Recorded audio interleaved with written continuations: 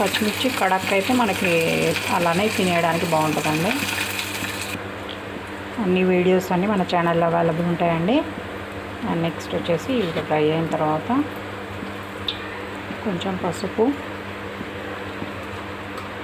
Next కొంచెం water add చేసుకున్నామండి.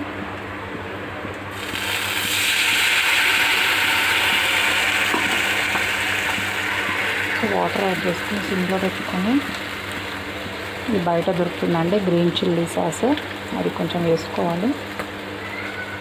Next red chilli sauce,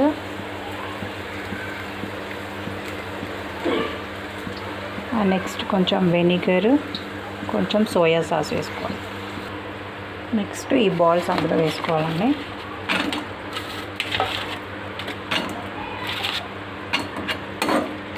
so ఒక 2-3 మినిట్స్ ఉంచేసేసి దింపుకోవాలి.